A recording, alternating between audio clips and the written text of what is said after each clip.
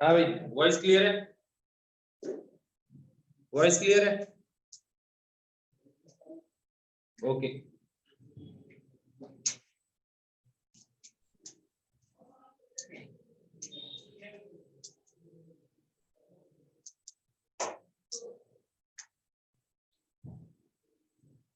कल मैंने स्प्रिंग के बारे में बताया था, तो मैं ना समझ में आ गया था स्प्रिंग। ठीक है, कटिंग ऑफ स्प्रिंग भी समझ में आ गया था, ये एक्सीलरेशन कैसे आता है। हेडिंग लिखो एपेरेंट वेट, एपेरेंट वेट लिखो।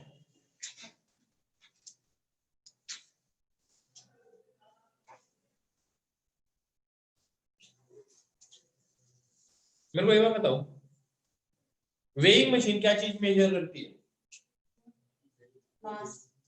मास, वेट, वेट मेजर करती है। वेट कितना होता है? जैसे मेरा मास है 80 केजी, तो मेरा वेट कितना है? 800। तो आपके हिसाब से वेइंग मशीन मेजर करती है mg, m इंटू जी को मेजर करती है। तो एक बात बताओ, वेइंग मशीन इधर रखी हुई है, मैं इधर हूं, मेजर क्यों नहीं करती?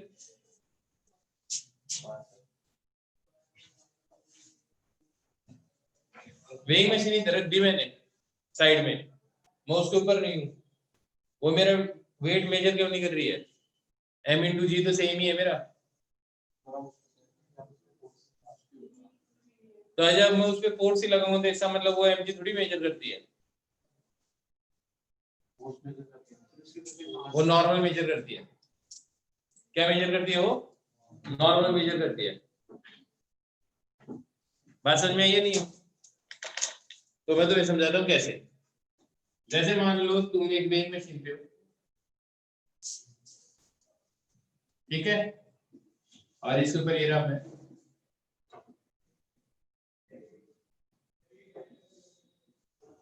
ठीक है। अब मान लो मास है इसका m, मास है इसका m है। तो अगर इसका मास m है, तो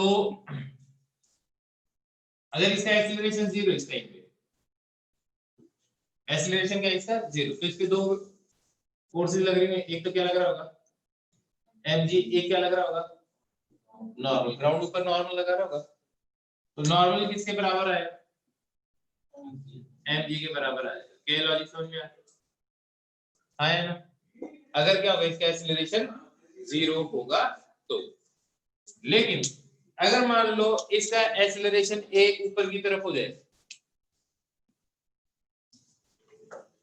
बेटा वो पर्दा लगा दे, इसके अंदर क्लियर आ रहा है। हाँ ठीक है, इसका एक्सीलरेशन ऊपर की तरफ हो जाए, तो अब कौन सा फोर्स बड़ा हो जाएगा? नॉर्मल बढ़ जाएगा। तो उसको मैं मान लेता हूँ एन डैश, तो N dash minus M G should be equal to M A. तो एन डैश किसके बराबर आ जाएगा? M G plus M A, या फिर मैं बोल दूं एन डैश किसके बराबर आ जाएगा? M G plus. अगर मान लो इसका एक्सीलरेशन हो जाता है नीचे की तरफ, तो कौन सा फोर्स बड़ा हो जाएगा? एम जी उतना ही रहेगा, नॉर्मल कम होगा, क्योंकि एम जी चेंज नहीं होता। हाँ है ना? मास तो फिक्स्ड है और एक्सीलरेशन ड्यू टू ग्रेविटी भी कांस्टेंट है। क्या लॉजिक समझ में आ गया? तो अब इसके लिए क्या इक्वेशन होगी? तुम mg minus normal should be equal to m into a. तो n क्या हो गया? m g minus a. अब इसको प्रैक्टिकली सोचते हैं क्या है। अगर मान लो बंदे का जो मास है वो है 50 केजी, एक्सीलरेशन 0 होगा, तो ये 50 केजी n कितना आएगा? कितना आएगा? 500 न्यूटन आएगा।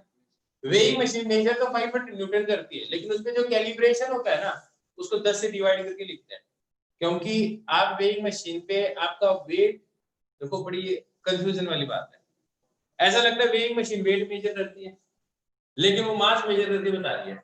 मैं कहता हूँ 70 केजी, 70 केजी किसकी यूनिट है? केजी किसकी यूनिट है? मास की। तो आप बोलते हो ना उसमें वेइंग मशीन पे खड़े हो गए, अरे यार 70 केजी वेट है मेरा, 84 केजी वेट है, हाँ या ना?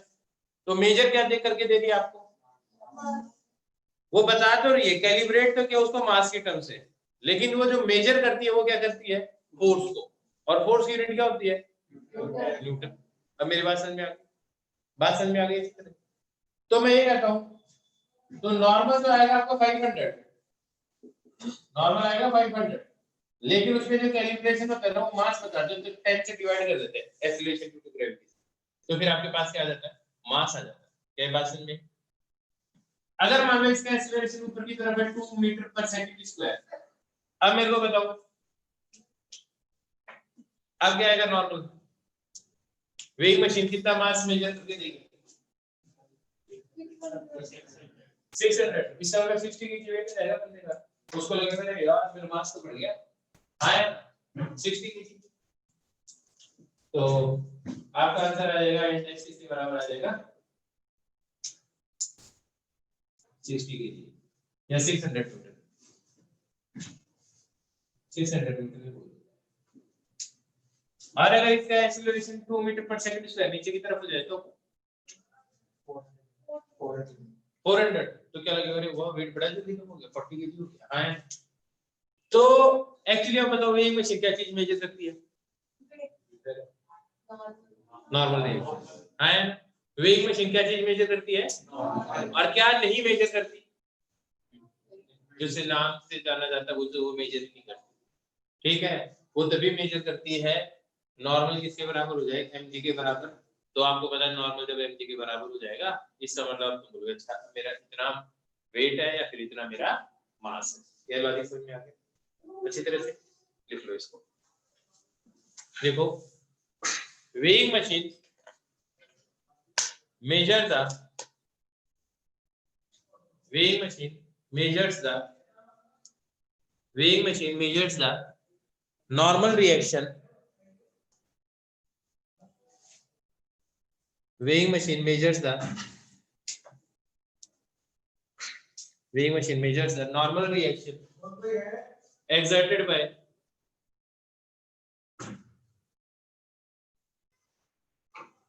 weighing machine measures the normal reaction exerted by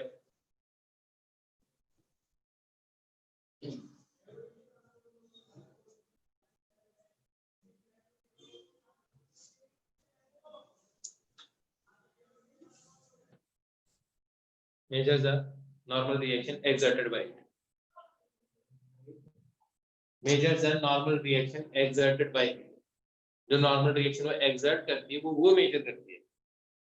हाँ ऐसे थोड़ी है, नॉर्मल तो यहाँ पे भी लग रहा है, उसने जो एक्सर्ट नहीं किया वो कैसे मेजर करेगी, क्या लॉजिक समझा?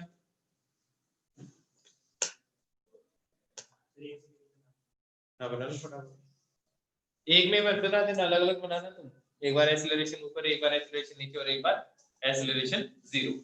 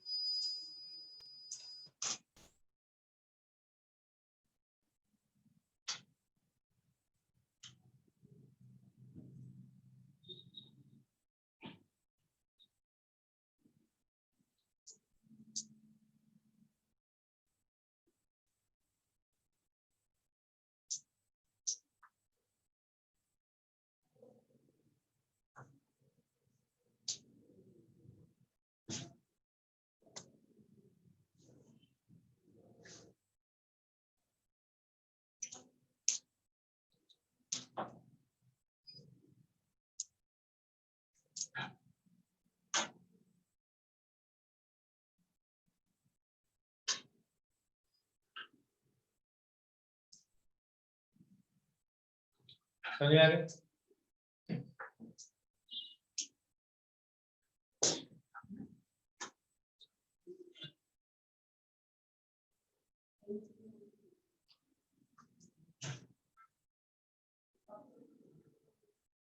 बेटा दो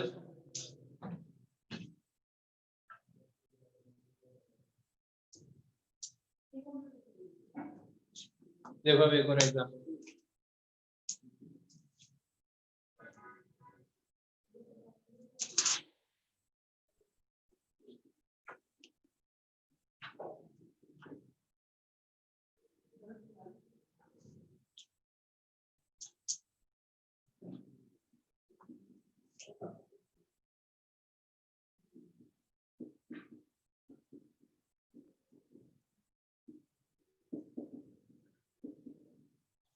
वेइंग मशीन की क्या रीडिंग है? ये smooth surface. Find the reading of weighing machine. Mass 50 kg है, एंगल 37 डिग्री है।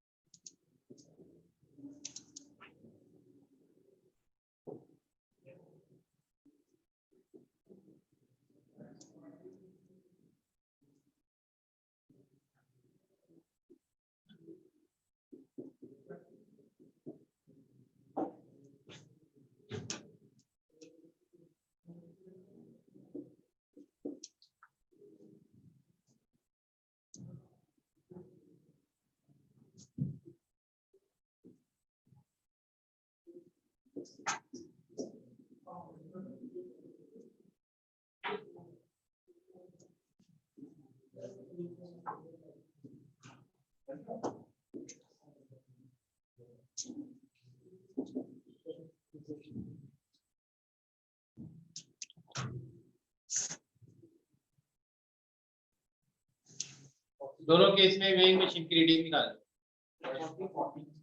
इसमें 40 आ रही है, बिल्कुल सही है। इसमें मास है, बंदे का मास है 60 kg।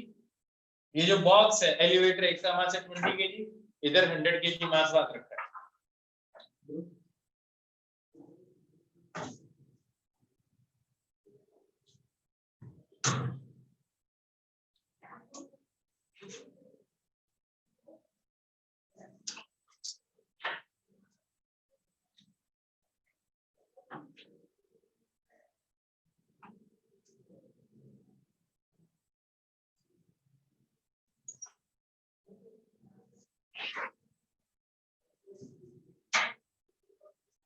तुम्हें क्लियर दिखाई दे रहा है ना ऑनलाइन में? ओके।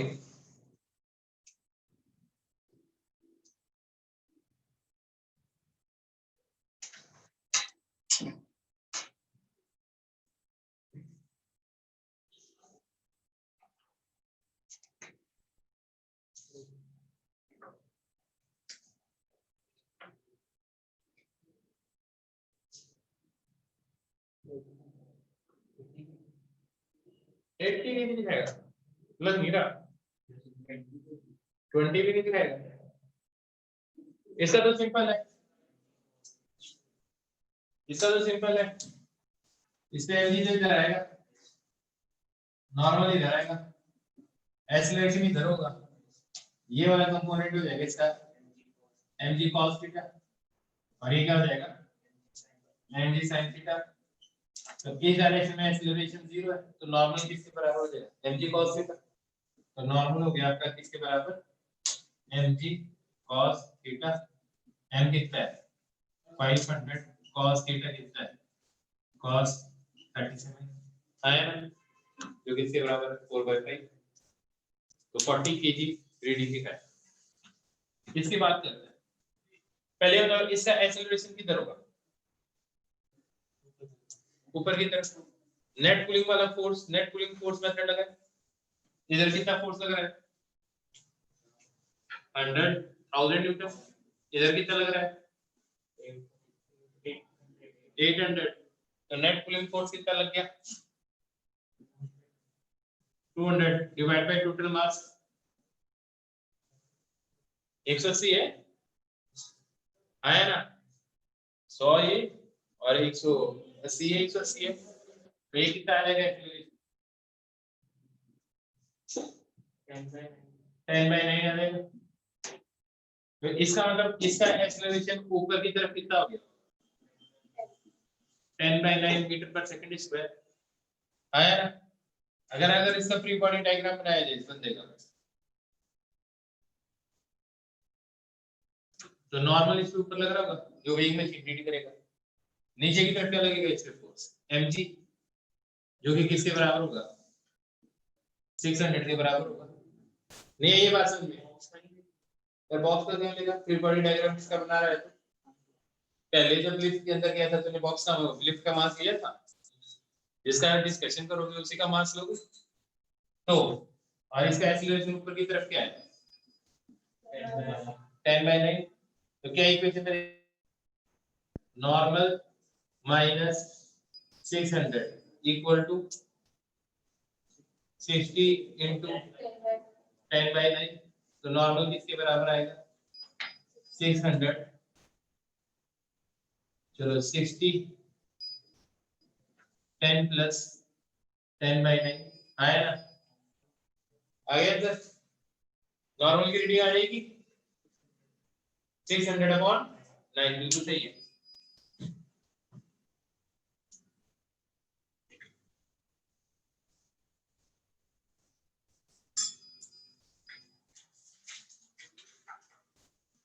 सिक्स हंड्रेड अपॉन 9 आ गया सर?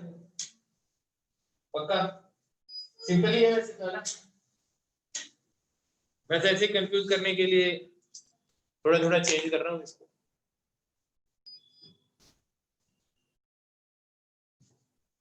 फिर से कहता हूँ एक बार, बहुत सिंपल है।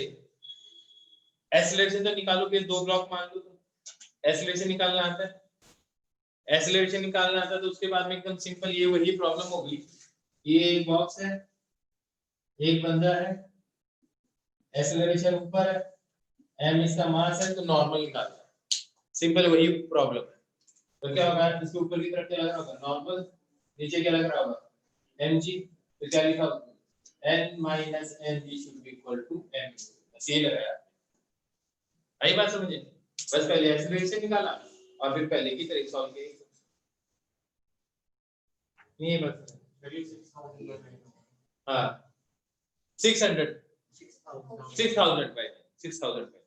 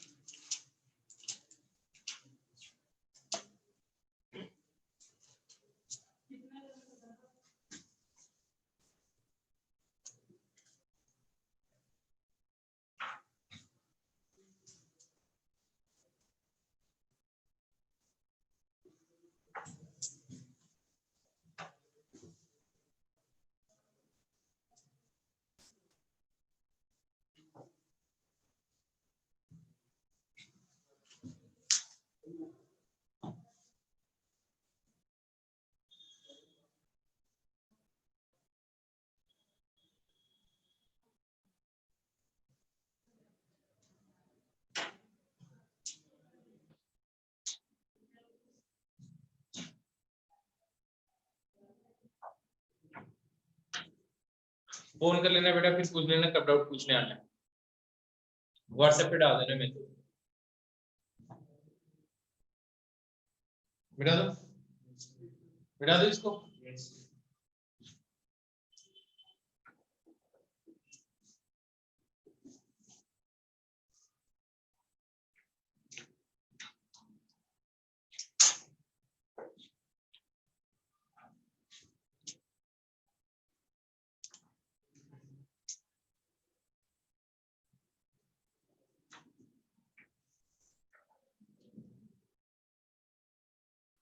ये स्प्रिंग बैलेंस क्या मेजर करता है? देखा कभी स्प्रिंग बैलेंस? नहीं देखा? अरे यार वो सिलेंडर जो मेजर करते हैं, सिलेंडर का मास मेजर करते हैं, एक स्प्रिंग बैलेंस से नहीं मेजर करते? उसी से मेजर करते हैं कि स्प्रिंग बैलेंस है तो उसको पकड़ के खींच के देखते हैं कि क्या वेट आ रहा है उसमें। चलो ठीक है, कोई बात नहीं। मुर्गा खरीदा कभी? मुर्गा, मुर्गे को भी स्प्रिंग बैलेंस ही मेजर करते हैं। ऐसे उल्टा टांग के फिर ऐसे कर लेते हैं, उसको मेजर करते हैं। अब यार और क्या एग्जांपल दो? तुमने मुर्गा भी नहीं खाया और सिलेंडर भी यूज नहीं किया, क्या बोले अब आप? स्प्रिंग बैलेंस भी नाम की दुनिया में एक चीज होती है, ठीक है? क्या मेजर करता है वो? है गोट, गोट को मैं जानता नहीं, ठीक है। हाँ,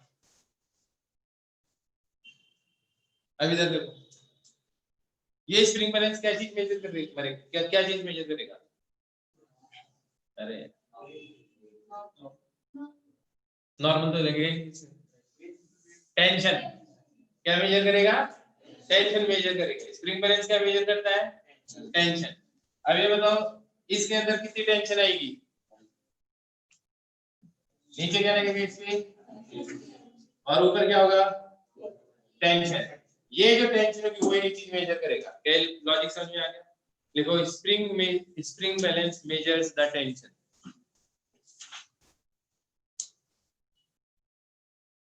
बड़ी अजीब बात है, जो जो नाम है ना वो मेजर ही नहीं कर रहा है, वो मेजर कुछ और ही कर रहा है।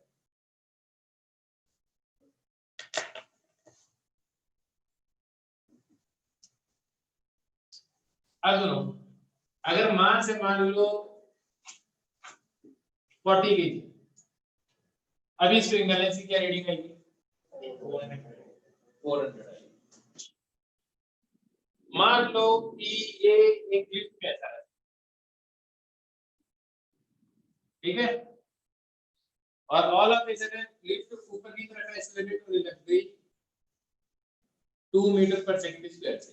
अब बताओ स्प्रिंग बैलेंस क्या मेजर करेगा?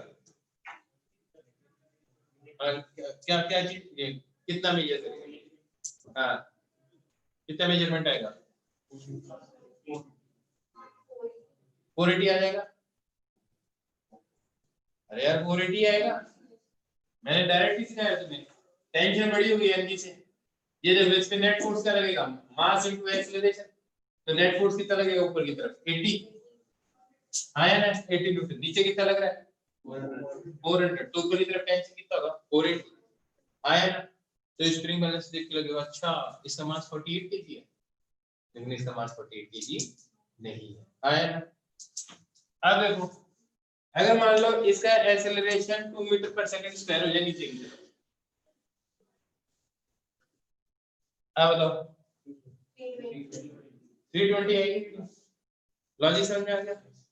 अगर मान लो इसका एक्सेलरेशन नीचे की तरफ हो जाए 10 मीटर पर second square, zero, weightlessness condition बोलते हैं। आया ना? क्या बोलते हैं इसको? वेटलेसनेस। बात समझ में आई? कई लोग इसको पता क्या बोलते हैं? कई लोग बोलते हैं इसको जीरो ग्रेविटी सिचुएशन। ग्रेविटी उतनी है, फ्री फॉल बोलते हैं। क्या बोलते हैं इसको? फ्री फॉल बोलते हैं। एपेरेंट वेट जीरो हो जाता है, ठीक है? कभी फील किया ऐसा? तब बिल्कुल, जैसे गाड़ी ऐसे जाती है और एकदम से यूं है, तो वैसे ही आप आगे निकलते हो, आपको अरे यार फॉल हो गया। हाँ है ना? तो वो जो फीलिंग है ना, वो वेटलेसनेस की कंडीशन है। ये बात समझ में आ गई?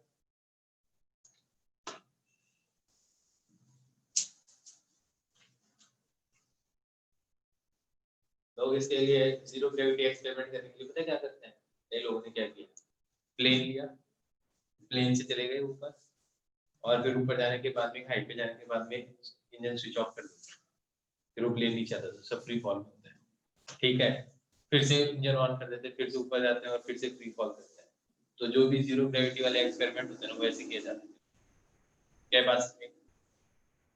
आप YouTube पे सर्च करना, आपको मिल जाएगा zero gravity experiment in plane, बस बता देगा।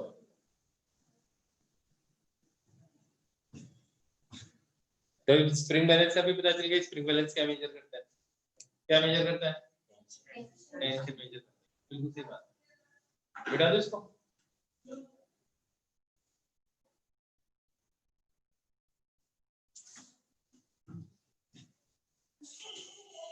बिठा दो।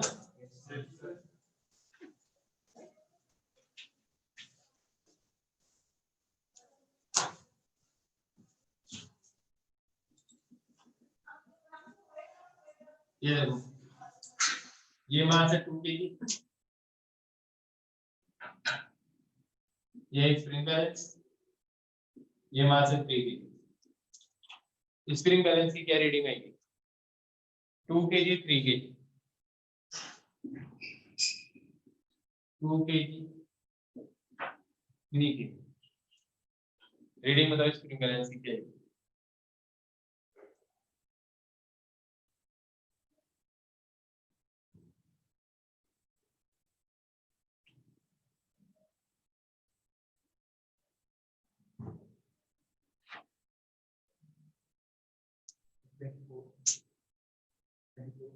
ट्वेंटी फोर बिल्कुल सही। दैट इज ये क्या मेजर करेगा? 2.4 kg। बोलोगे यार इस मास कितना है? अब देखो इधर 2 है और इधर 3 है और मेजर क्या कर रहा है? 2.4। तो टेंशन ही निकाला ना इसका formula 2 times m1 into m2 into 3 upon m1 plus m2। या डायरेक्ट मैं बोलूं, इधर फोर्स कितना लग रहा है, इधर कितना लग रहा है? नेट पुलिंग फोर्स 10, 30 में से 20 माइनस करो। टोटल मास, एक्सीलरेशन आया ना? अभी वो 2 से ऊपर जा रहा है, 2 kg, एक्सीलरेशन भी 2 है, तो नेट फोर्स ऊपर की तरफ कितना हो गया? 4 न्यूटन। नीचे कितना लग रहा है? तो ऊपर टेंशन कितनी होनी चाहिए? 24 बस आ गया। आया ना? तो यही तो रीडिंग करेगी। आई बात समझे? अगर मान लो मैं इसको धागे को यहाँ पे बांध दूं, पुली घूम नहीं पा रहा, अब इस स्प्रिंग बैलेंस की क्या रीडिंग आएगी? इसको बांध दूं मैं यहाँ पे पुली के साथ धागे को, मतलब पुली घूम नहीं पाएगा। अब क्या रीडिंग आएगी? 30। आया ना? दैट इज 3 kg की रीडिंग आएगी। तो भैया सीधी बात ये है कि देखो मेजर ये करना चाहता था, पर ये इसको मेजर नहीं करता। ये किसको मेजर करता है? टेंशन को मेजर करता है। क्या ये लॉजिक समझ में आ गया? किसको मेजर करता है? टेंशन को मेजर करता है।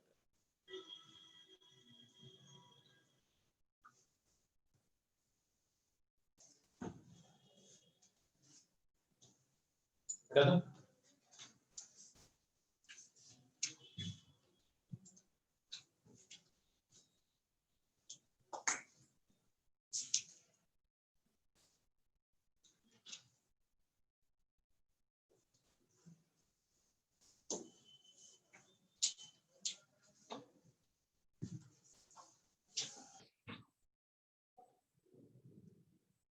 एक बढ़िया क्वेश्चन देखो, दिमाग घुमाने वाला नहीं, या सिंपल बोल ही नहीं रहे, दोनों ही लड़े करना ही नहीं था यार। तुम नहीं बोलोगे तो भी मेरे को देना तो नहीं।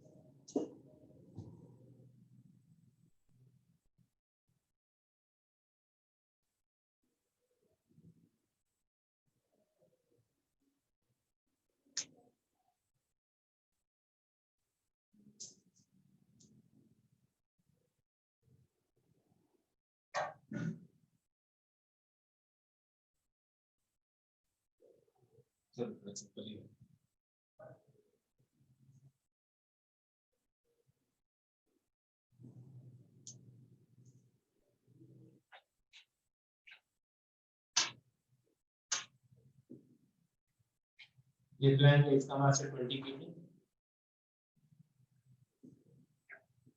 ये इसकी रीडिंग मशीन है।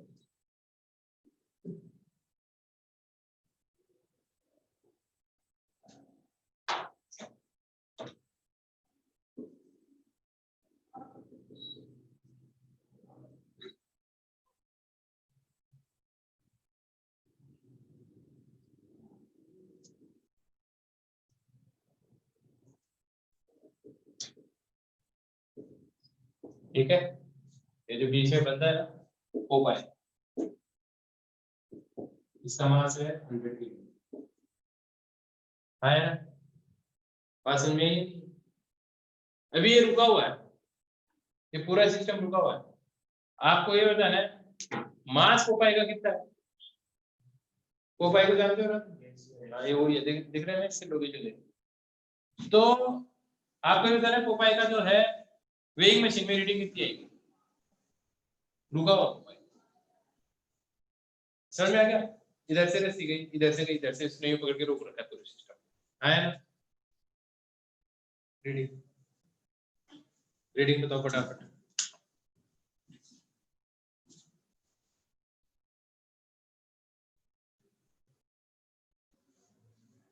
तीन मिनट देते हैं इस क्वेश्चन के लिए, 3 मिनट फटाफट। रेडी 100 मोबाइल का मास है और नीचे जिससे लाइन पे खड़ा है उसका मास 20 के लिए।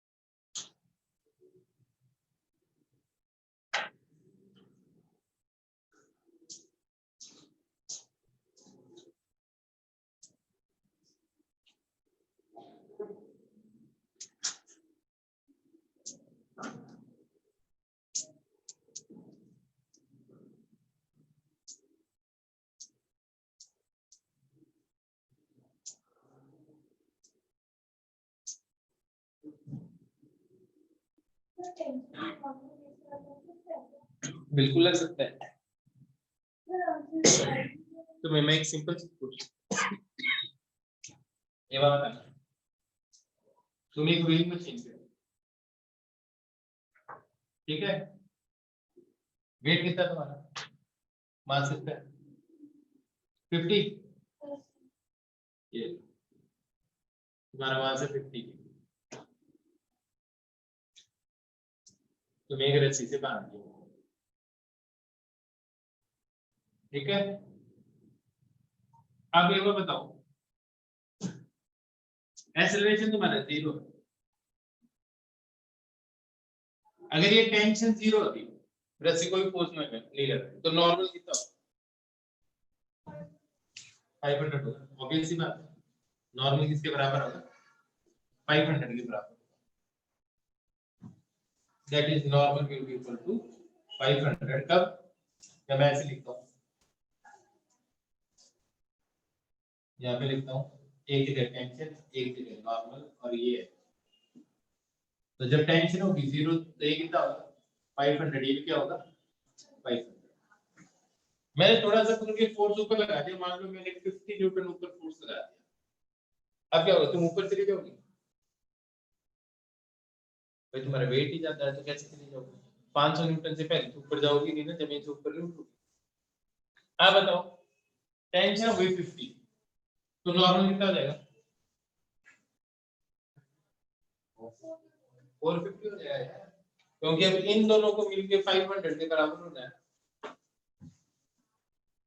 ये तो फिक्स नहीं रहेगा, एमजीएमसी थोड़ी चेंज हो जाएगा।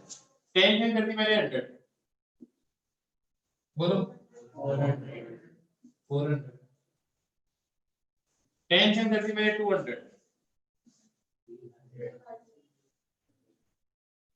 है ना? टेंशन करती मैंने 400, नॉर्मल। लॉजिक समझ आ रहा है? टेंशन करती मैंने 450,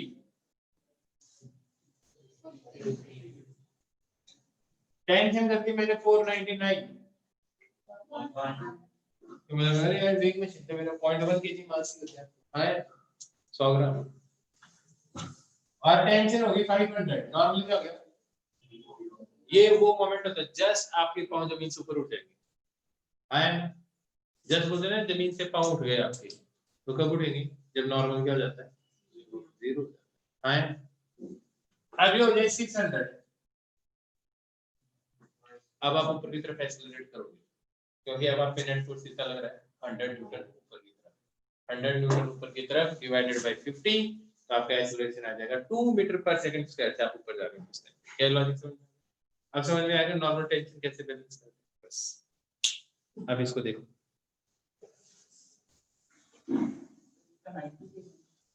ये मेरे को नहीं पता, अभी सॉल्व करो तुम्हारे साथ।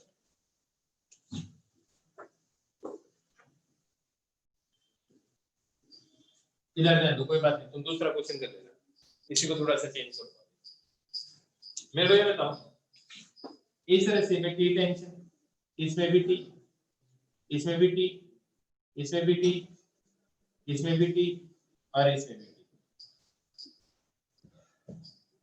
और ये इसको पहले, तो इसके टोटल वेट कितना होगा? नीचे की तरफ टोटल फोर्स क्या लग रहा है?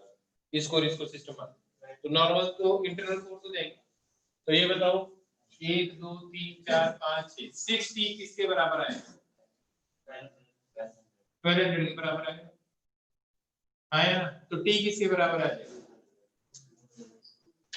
आया ना? किसके बराबर आ जाएगा? क्या ये लॉजिक सबको समझ में आ गया?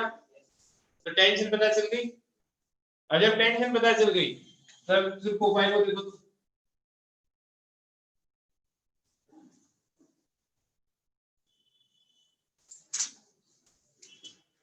ठीक है? अब कोपाई पे ये टेंशन टी लग रही है ऊपर, ये टेंशन टी लग रही है ऊपर, और कौन सा फोर्स लग रहा है ऊपर? फिर कोपाई को देखो, वेइंग मशीन लगा रही होगी ऊपर, नॉर्मल, और नीचे की तरफ कितना होगा? 1000 होगा, बिल्कुल, क्योंकि आप सिर्फ इसका ही डिस्कशन कर रहे हो, तो ये कितना आ जाएगा? 1000।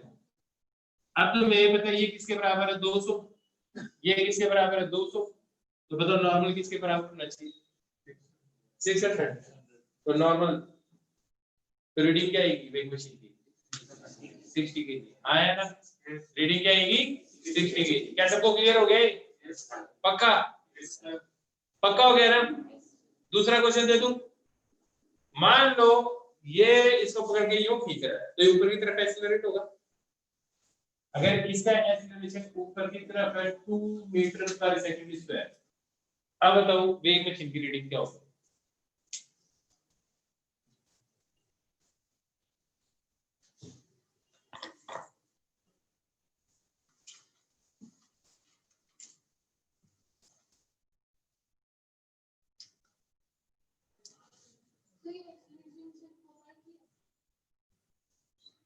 दोनों की होगी, ऐसे कैसे होगा? ऊपर ऊपर चला जाएगा, ये रह जाएगा। ऐसे करके देख रहा, अभी नहीं होगा, देख बताऊंगा।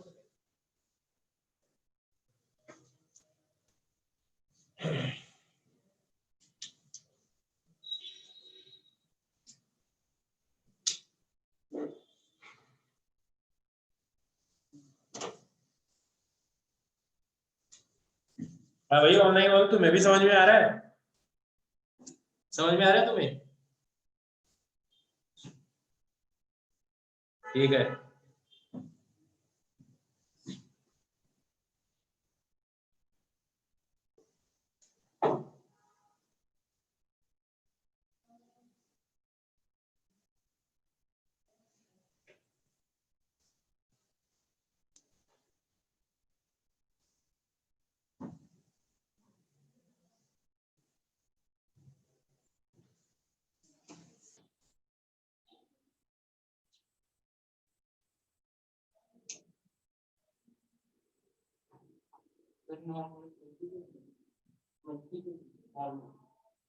देखते हैं।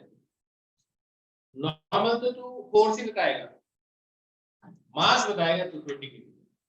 समझ में आ गया मैं क्या कह रहा हूँ? नॉर्मल तो फोर्स ही है ना, तो नॉर्मल तो 20 केजी होगा, नॉर्मल तो 200 न्यूटन ही होगा, मास बोलोगे तो 20 केजी होगा।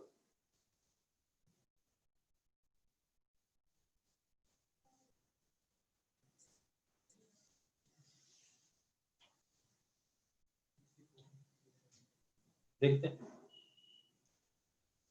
देखो एक चीज तो पक्का है, सेम ही फ्री बॉडी डायग्राम बनेगा।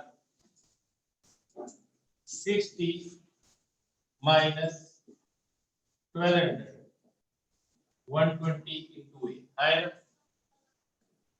भाई। जैसे पहले ये सारे फोर्स इक्वल टू इसके बराबर, क्योंकि एक्सीलरेशन 0 था। अगर एक्सीलरेशन ऊपर होगा तो ऊपर की तरफ कितना फोर्स लग रहा है इस पूरे सिस्टम पे 60, और नीचे की तरफ क्या लग रहा है, इसका मास कितना है टोटल 120, तो वेट कितना हो गया 1200। तो नेट फोर्स ऊपर ही होना चाहिए क्योंकि ऊपर की तरफ एक्सीलरेट कर रहा है। तो क्या आ जाएगा 60 माइनस 1200 इक्वल टू इनका मास इनटू एक्सीलरेशन। तो मास कितना हो गया 120 और एक्सीलरेशन कितना है 2, आया ना। तो ये कितना आ जाएगा, टी कितना आ जाएगा 60 किसके बराबर हो जाएगा 1440। अरे यार देख लो 1440 हो जाएगा 60, तो टी किसके बराबर आ जाएगा 240। यार बड़ी स्लो कैलकुलेशन है तुम्हारी, आया ना। टी किसके बराबर आ जाएगा 240 न्यूटन के बराबर आ जाएगा। अब फिर से आ जाओ इसी के अंदर, सेम ही है फिगर एकदम। अब देखो, अब आपको पता है टी किसके बराबर हो गया 240। अब इसका देखो, इसका एक्सीलरेशन ऊपर की तरफ कितना है 2 मीटर पर सेकंड स्क्वायर। जरा बताओ इसको क्या इक्वेशन लिखोगे 2t plus normal minus mg should be equal to m into a। जरा बताओ n कितना है, n 960 आ रहा है, दैट इज 96 kg वेट आएगा इसका, आया ना। कितना आएगा 96 kg। इक्वेशन समझ में आ गई ना। तुम्हारा क्या नाम है बेटा,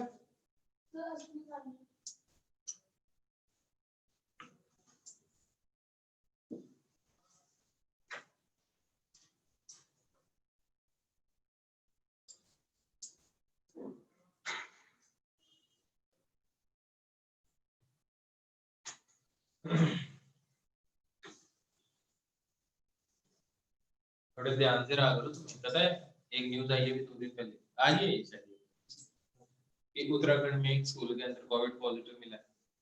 स्कूल जाने के बाद स्कूल को 3 दिन के लिए सील किया गया, वापस सैनिटाइज किया गया। कोचिंग तो आ गया।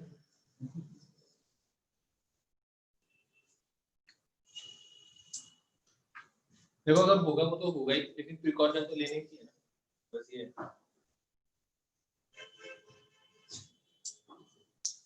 क्या है भाई, इतनी स्लो कैलकुलेशन करते हो यार तुम।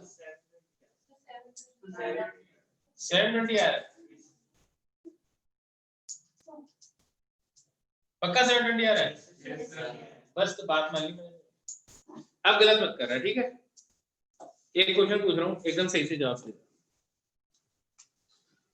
इस बंदे का मास क्या होगा कि वेइंग मशीन की रीडिंग 0 है और रुका हुआ है। क्वेश्चन समझ में, इस बंदे का मास क्या होगा ताकि वेइंग मशीन की रीडिंग क्या है 0 है। मतलब क्या मास होगा, एक्सेलरेशन जीरो ही होगा, बस पकड़ के लटका हुआ है, लेकिन लगा पावर टच है, फिर भी रीडिंग जीरो आ रही है, आया ना। मगर इसका मास क्या होगा ताकि रीडिंग क्या है मशीन की जीरो है।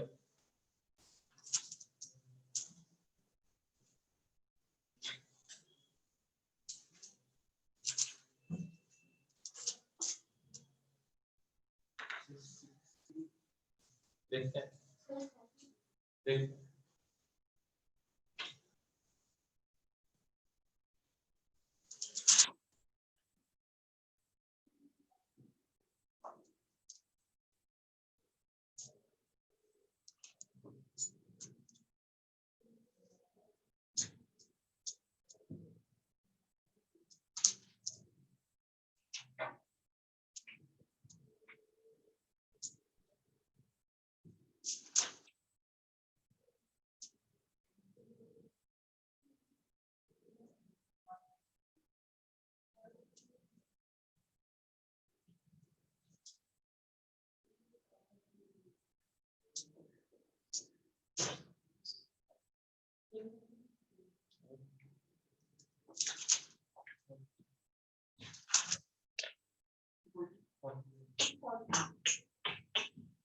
देखो इधर ध्यान, जब नॉर्मली जीरो हो जाएगा तो ये इसके साथ इंटरेक्ट कर ही नहीं रहा, क्योंकि ना ये इसके नॉर्मल लगा रहा है ना ये इसके नॉर्मल लगा रहा है। तो अगर मैं सिर्फ प्लैंक की बात करूं तो प्लैंक पे सिर्फ क्या फोर्स लग रहा है, ये टेंशन ये टेंशन ये टेंशन ये टेंशन, ये तो इस पे नॉर्मल लगा ही नहीं रहा, क्योंकि नॉर्मल तो जीरो हो गया, तभी तो रीडिंग जीरो आ रही है। तो इस पे कितना फोर्स लग रहा है, 2t इधर लग रहा है और 2t इधर लग रहा है, हाँ या ना, जैसे TOT TOT, हाँ या ना। और वो किसके बराबर होना चाहिए, 200, तो t किसके बराबर होना चाहिए,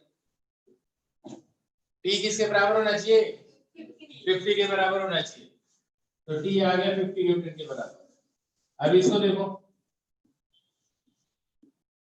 t इधर और mg नीचे, नॉर्मल क्या होगा, जीरो। यही तो कह रहा हूँ कि नॉर्मली जीरो हो जाए, हाँ या ना। इसका मतलब इसको ये दोनों फोर्सेस ही बैलेंस कर रहे होंगे, तो 2t किसके बराबर आ जाएगा, mg के बराबर आ जाएगा। t किसके बराबर आया तभी, 50 m into g, 10 आ गया, 10 kg आ गया, हाँ यार। तो बंदे का मास कितना होना चाहिए, 10 kg होना चाहिए। जब बंदे का मास 10 kg तो उसकी रीडिंग जीरो आएगी, 20 kg वैसे को मान लो। क्या लॉजिक समझ में आया, क्या लॉजिक समझ में आया।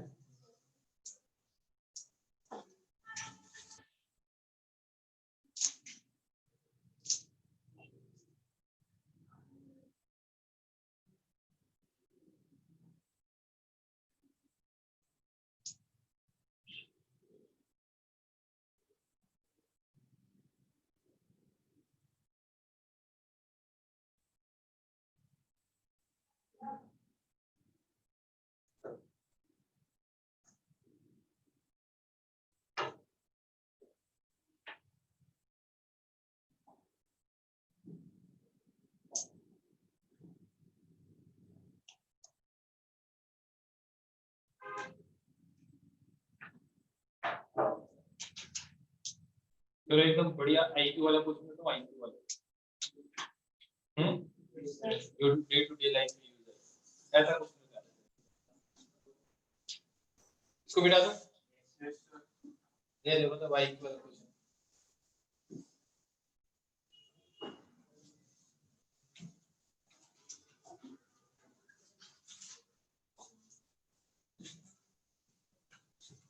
देखो मान लो ये एक कार है, चलो मैं तुम्हें ऐसे ही कार की बात, एक बंदा है, ठीक है, वो क्या कर रहा था, एक पेड़ को काटने की कोशिश कर रहा था,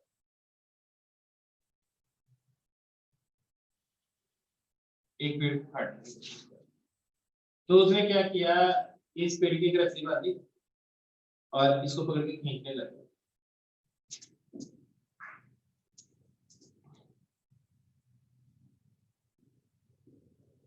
पेड़ नहीं गिरा,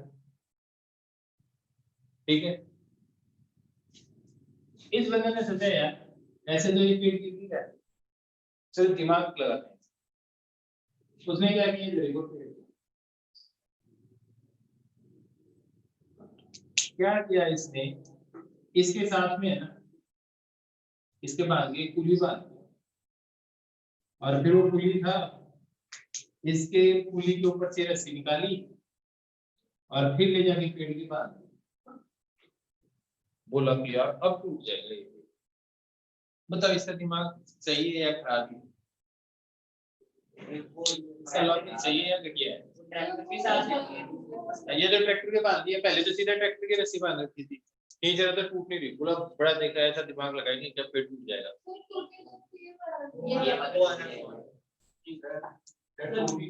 ये 3-4 पेड़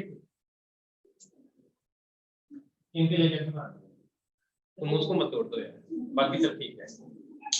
हाँ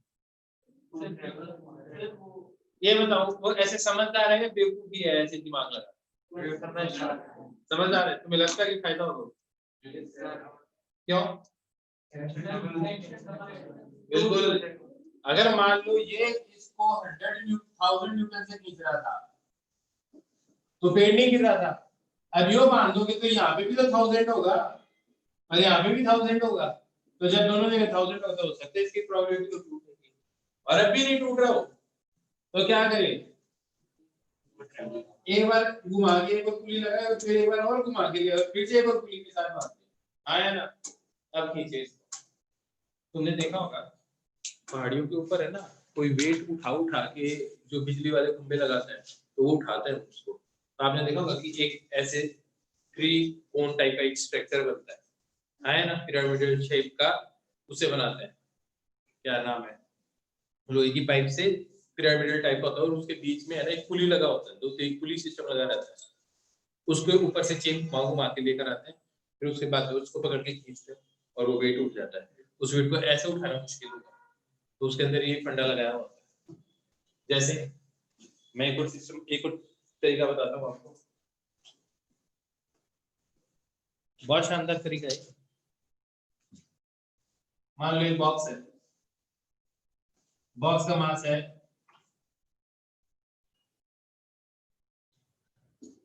200 की। आप ज्यादा से ज्यादा जो फोर्स लगा सकते हो ना, ज्यादा से ज्यादा जो फोर्स लगा सकते हो, मान लो आप ज्यादा से ज्यादा फोर्स लगा सकते हो 500 कितने का? तो एक रस्सी ऊपर बांध दी, ये पुली है। आप इसको रस्सी को 500 न्यूटन से कहते उठ जाएगा क्या? नहीं उठेगा।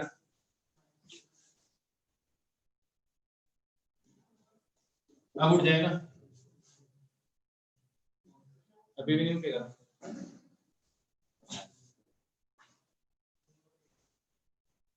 अब उठ जाएगा? जस्ट ग्राउंड लीव कर देगा।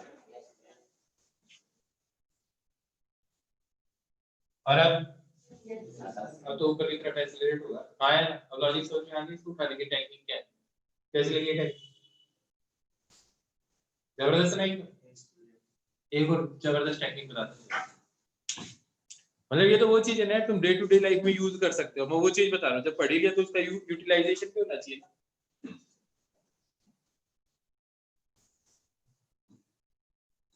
मान लो ये कीचड़ है, कीचड़,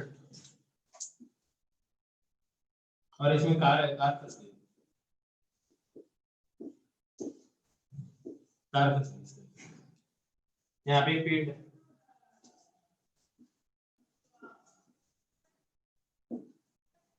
इस पेड़ की ये रस्सी बांध दी। अब तुम इसको पकड़ के खींच रहे हो, आ नहीं रही, तो मैं जा रहा था बगल से, मैं बोला यार इधर क्यों खींच रहे हो, तुम इसको पकड़ के इधर खींचो। मैंने कहा रस्सी को पकड़ के इधर खींचो, बताओ फायदा होगा?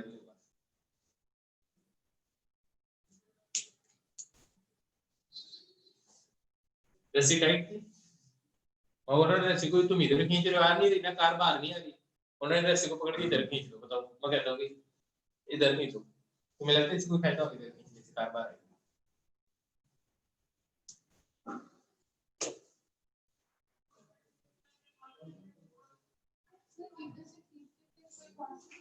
ना ना बस ये तो इसके बांध रखिए, इसे इधर बांध रखिए, मैं रस्सी को पकड़ के इधर खींचूंगा तो तुम्हें लगता है कि ये कार बाहर आ जाएगी? पक्का है? लॉजिक बता दो क्या है। ये थोड़ी सी हो जाएगी रस्सी। मान लो मैं इधर लगा रहा हूँ 100 न्यूटन, पहले तो मैं 100 लगा रहा था तो इसको बाहर निकालने के लिए 100 न्यूटन ही लग रहा था।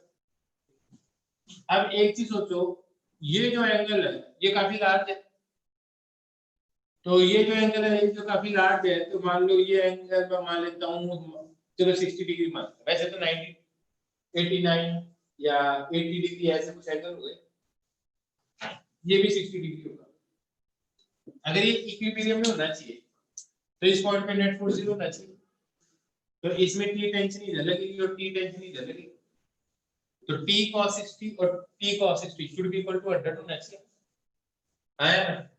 तो इस पॉइंट पे नेट फोर्स तो 0 ही होना चाहिए ना, मगर ये खींच रहा हो तो ये तो मैंने फोर्स लगाया, तो इसका ये कंपोनेंट क्या आएगा t cos 60 और इसका ये कंपोनेंट क्या होगा t cos 60 और ये किसके बराबर होना चाहिए 100।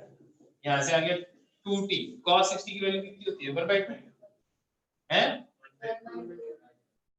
ये क्या होगा? ये तो t 100 ही है, मजा नहीं है इसमें भाई, इसका भी तो ये कंपोनेंट, इसका भी ये कंपोनेंट है। चलो 60 डिग्री छोड़ो यार, 30 लार्ज लग रहा है, शुरुआत में फायदा होगा बाद में फायदा नहीं होगा इसका। इसको करो तुम एंगल को 53 तो कम हो जाएगा ना, 60 से ज्यादा चाहिए जिसकी वैल्यू तुम्हें बताओ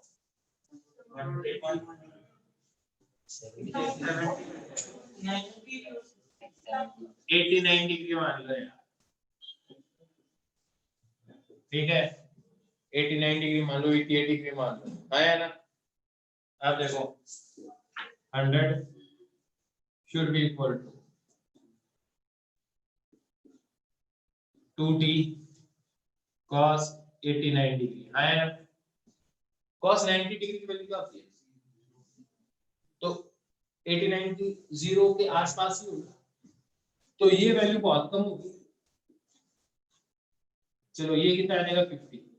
अब देखो अगर ये वैल्यू आ जाए मान लो आपकी 0.02, तो t कितना होना चाहिए?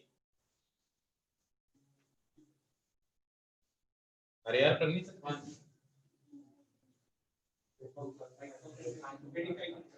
2500 होना चाहिए, आया ना? ठीक है 2500 होना चाहिए। पहले टेंशन कितनी लग रही थी, अब कितनी टेंशन डेवलप हो गई तो बात नहीं आती, आया? तो फायदे वाली बात है। तो मैं ऐसा तुम्हें इसलिए बता रहा हूँ कि मान लो घर में बेड है, खिसक नहीं रहा तो तुम क्या करो, उसको पकड़ के धागा रस्सी बांध के और दूसरी जगह जैसे दरवाजे की रस्सी बांध दो, अब तुम ऐसे खींचने की वजह उसको टेढ़ा खींचो वो खिसक जाएगा, है? इधर भी इतना ही लगेगा।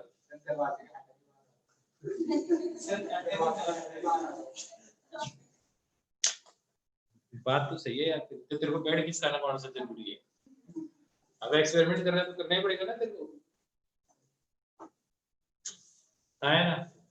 अब मैं कोई बात, अब तुम्हें कुछ कुछ आइडिया लग रहा है कि एलएलएम पढ़ने का फायदा क्या है, कि डे टू डे लाइफ में आप इसको कैसे यूज कर सकते हो। ठीक है, आप पढ़ लो कुछ भी, अगर आप उसको यूज नहीं कर सकते ना तो आप मेमोरी में रिटेन भी नहीं कर सकते उसको। एंगल की जरूरत नहीं है, अगर मान लो कोई भी एंगल होगा भाई, इसके अंदर जो फोर्स होगा ये फोर्स इसके बराबर तभी होगा जब ये एंगल 60 डिग्री होगा। मेरी बात आई बात समझे? तभी होगा, उससे पहले जब भी होगा ना, आप जितना भी फोर्स लगा रहे हो ना उससे ज्यादा टेंशन इसमें होगी अगर ये एंगल 60 डिग्री से ज्यादा है। तो तुम्हें पता करने की क्या जरूरत है, तुम ऐसे खींच के देख लो, नहीं खींच रहा और ऐसे भाग के फिर खींच के देख लो, तुम्हें पता चल जाएगा, है ना? टेक्निक कैसी गई, शानदार नहीं? तो बस जब भी ऐसे गाड़ी फंस जाए तो रस्सी पकड़ के ऐसे मत खींचने लग जाना, पूरा बात होना निकाल देंगे जैसे एंगल कम हो जाएगा। हाँ तो फिर वापस इस पे लपेट के और टाइट कर दे, फिर से खींच दे, है ना? क्योंकि जैसे ये 60 डिग्री से कम होगा फिर क्या होगा, तू ज्यादा फोर्स लगा रहा होगा रस्सी में, टेंशन कम हो जाएगी उसके बाद, तो फिर तो घाटे वाली बात ऐसे खींच ली है ना, ये बात।